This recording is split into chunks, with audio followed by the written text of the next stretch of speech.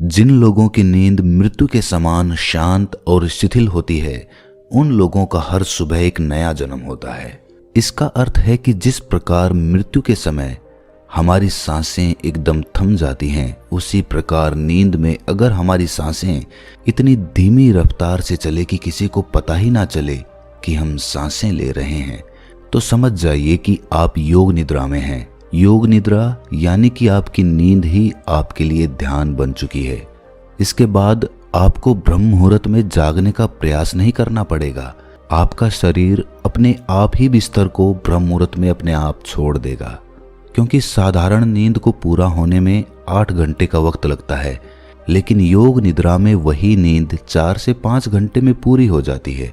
लेकिन अपनी सांसों को योग निद्रा के अनुसार ढालने के लिए आपको कुछ बातों का ख्याल रखना होगा।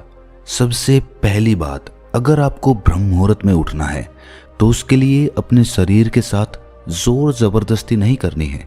अगर आपकी नींद पूरी नहीं हुई है तो आपको कोई भी अलार्म यूज करने की जरूरत नहीं है, क्योंकि अगर आप नींद पूरी हुए बिना ही ब्रह्म मुहूर्त में उठ जाते हैं तो आप ब्रह्म मुहूर्त की ऊर्जा का भरपूर उपयोग नहीं कर पाएंगे।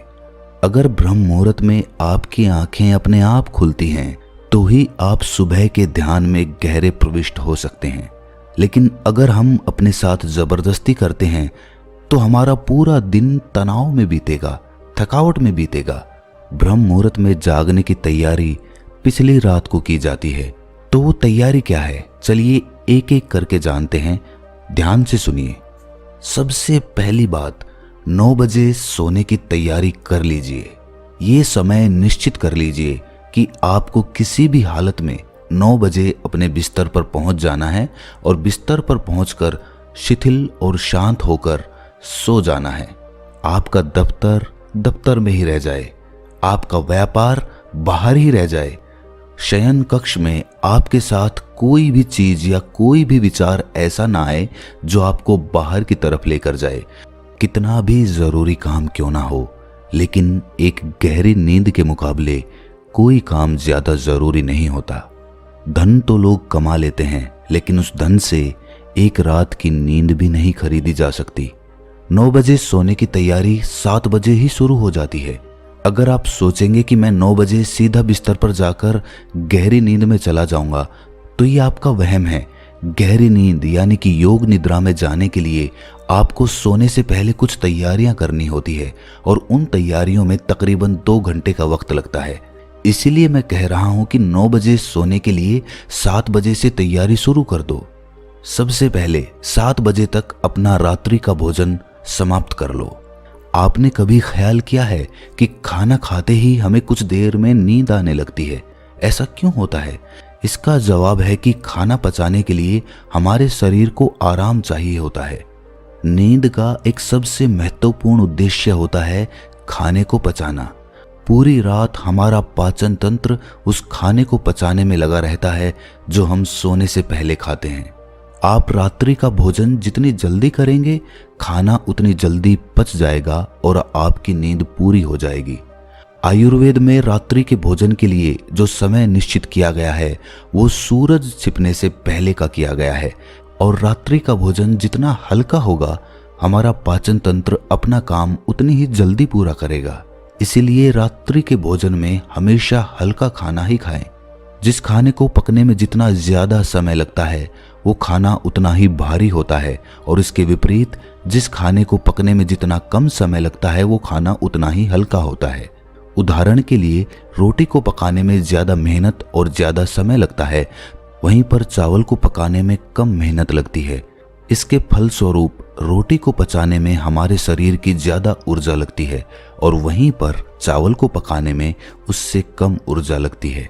खिचड़ी, चावल, उबली हुई सब्जी, ये सब हल्के खाने में आते हैं, और वहीं पर रोटी, घी, मांस, दालें इत्यादि भारी खाने में आते हैं, जिनको पचाने में हमारे शरीर की ज्यादा ऊर्जा और ज्यादा समय लगता है, जिसकी वजह से हमारी नींद की अवधि बढ़ जाती है।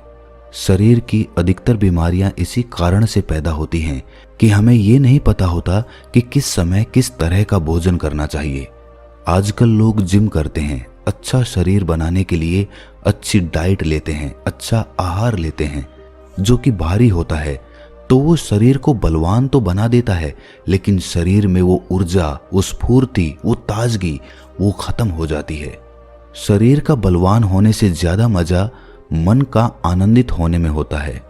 ये बात तो सत्य है कि आदमी को स्वस्थ रहना चाहिए और उसके लिए व्यायाम जरूरी है, लेकिन उतना ही व्यायाम जिससे हमारा शरीर बहुत ज्यादा थके ना या उसे बहुत ज्यादा आहार लेने की जरूरत ना पड़े।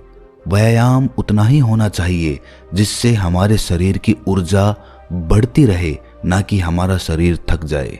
जब जिम करते हैं या ज्यादा कठिन व्यायाम कर लेते हैं तो नींद की अवधि अपने आप बढ़ जाती है, शरीर को ज्यादा आराम की जरूरत होती है और हम ध्यान को कर ही नहीं पाते। जो समझदार हैं वो ये जानते हैं कि शरीर को चाहे कितना भी बलवान क्यों ना बना लो, एक ना एक दिन वो मिट्टी में ही तब्दील हो जाएगा। और वहीं पर अगर हम अपने मन को समझ लेते हैं तो मन से समझने से बड़ा काम इस दुनिया में कुछ हो नहीं सकता है। मन को समझ लिया मतलब आपने अपने आप को समझ लिया, आपने अपने आप पर विजय हासिल कर ली। ये मजे की बात है कि हम आकर्षक शरीर इसीलिए बनाना चाहते हैं ताकि हम दूसरों को प्रभावित कर सकें। जिस प्रकार के विज्ञापन फिल्मों और समाज के द्वारा हमारे सामने पेश किए जाते हैं, हमारा मन उसी तरह काम करने लग जाता है। बचपन से हमने फिल्मों में आकर्षक शरीर वाले अभिनेताओं को देखा है और हमारे मन में उन्हीं की तरह एक आकर्षक शरीर बनाने की इच्छा जागृत हो जाती है। लेकिन वहीं पर अगर हमारा समाज हमारे ऋषि मुनियों की तरह मन को आकर्षक बनाने पे ध्यान देता तो शायद हम जिम की जगह ध्यान को ज्यादा महत्वपूर्ण समझते। खैर, अपनी बात पर वापस लौटते हैं। रात्रि का हल्का भोजन कर लेने के बाद आपको अपने शरीर को शिथिल करने की प्रक्रियाओं पर ध्यान देना चाहिए। 7 बजे तक आपने भोजन कर लिया, अपने दफ्तर के सारे काम खत्म कर दिए, अब आपके पास कुछ भी काम नहीं है। 7 से 9 बजे का जो समय होता है उसे हमें पूरी तरह से उपयोग करना चाहिए। अपने मन को शांत, शिथिल और विचार मुक्त बनाने की तरफ ध्यान देना चाहिए। इसके लिए गुनगुने पानी से स्नान करना बहुत ही सहायक सिद्ध होता है। गुनगुने पानी में नहाते हुए ये भाव अपने मन में पैदा करिए कि आज पूरे दिन की चिंताएं, पूरे दिन का गुस्सा, पूरे दिन की घृणा, पूरे दिन का परिश्रम, पूरे दिन की थकावट, पूरे दिन का तनाव अपने आप पानी के साथ आपके मन से धुल गया है। आपका मन एकदम खाली और निर्मल हो रहा है। ये भाव हमें नहाते हुए करना है। अगर आपके पास स्नान गृह में कोई टब है तो टब में लेटकर भी ये भाव पैदा किया जा सकता है। टब में लेटे लेटे अपने शरीर को शिथिल करते जाइए। शिथिल करने का सीधा सा तरीका है अपने मन में भाव पैदा करना, और भाव जितना प्रगाढ़ होगा उसका परिणाम उतना ही जल्दी मिलेगा। नहाने के बाद अपने आप को खाली रखिए, टीवी मत देखिए, किसी से बातचीत भी मत करिए, अपने आप को एकदम शांत करिए। जो बाहर की चीजें हैं, जो बाहर की वस्तुएं हैं, उन्हें बाहर ही छोड़ दीजिए, वो अगले दिन भी वहीं पर मिलेंगी। अपने शयन कक्ष में किसी अच्छी सी सुगंध का प्रबंध करिए, जो भी सुगंध आपको पसंद हो। आप किसी अगरबत्ती या धूप बत्ती का इस्तेमाल कर सकते हैं, या फिर आप किसी परफ्यूम का या रूम फ्रेशनर का भी उपयोग कर सकते हैं। इसके बाद कमरे की रोशनी को धीमी कर दीजिए और कोई शांत म्यूजिक लगाकर, कोई शांत संगीत लगाकर अपने बिस्तर पर लेट जाइए। ब्रह्म मुहूर्त में उठने के लिए किसी अलार्म का उपयोग मत करिए, बस अपने प्रभु से ही कहिए कि वही तुम्हें ब्रह्म मुहूर्त में जगा दे। उससे बड़ा जगाने वाला कौन होगा? वही एकमात्र है जो आपको जगा सकता है।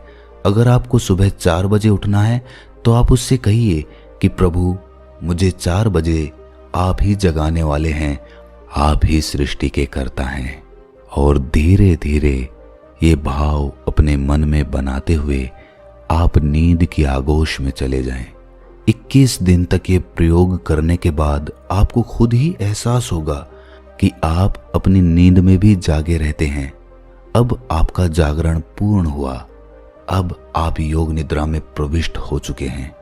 जिस नींद को पूरा होने में 8 से 10 घंटे का समय लगता था और उसके बाद भी मन में थकावट बनी रहती थी, अब वही नींद 4 से 5 घंटे में पूरी होकर भी आपको चुस्त बनाए रखेगी, क्योंकि अब आपकी नींद वास्तविक नींद है। पहली वाली नींद में आप अपने सपनों में चलते रहते थे। आपका मन, आपका मस्तिष्क निरंतर काम करता रहता था। आपका पाचन तंत्र अलग क्रियाओं में लिप्त रहता था। लेकिन अब ना तो आपके मन में कुछ विचार चलते हैं, ना आपको सपने आते हैं, और ना ही आपके पाचन तंत्र पर उतना दबाव बना रहता है। और इसीलिए आपके शरीर की ऊर्जा, आपकी ताजगी सबको हैरान कर देगी। अब आप बिल्कुल भी नहीं थकेंगे, ना आपको आलस्य आएगा, ना आप तनाव में रहेंगे। पूरा दिन ताजगी से भरा हुआ, नएपन से भरा हुआ, हर काम में आनंद आने लगता है। योग निद्रा में पहुंचने के बाद आपका ध्यान करना भी सरल हो जाता है। आप बहुत जल्दी और बहुत गहरे ध्यान में प्रविष्ट हो पाते हैं। रात को योग निद्रा लेने के बाद ब्रह्म मुहूर्त का ध्यान सबसे ज्यादा लाभकारी होता है। इसीलिए ब्रह्म मुहूर्त में जागकर आधा या 1 घंटा ध्यान को जरूर देना। उसके बाद आप उस असीम सत्य को जानने में सक्षम हो पाएंगे। आप उस विराट को समझ पाएंगे। आप वो देख पाएंगे जो कण कण में बसा हुआ है और हम आज तक देख ही नहीं पाए। आप वो समझ पाएंगे जो सभी शास्त्रों और सभी वेदों का निचोड़ है, जो सभी ऋषि मुनियों की सीख है और जिस पर पूरा अध्यात्म टिका हुआ है। शास्त्र, वेद या ज्ञान कुछ याद करने की चीज नहीं होती है, ना ही रटने की होती है। वो तो अनुभूति करने की होती है। जब तक आप अनुभव नहीं करेंगे तब तक वो कचरा है, उसका कुछ उपयोग नहीं है।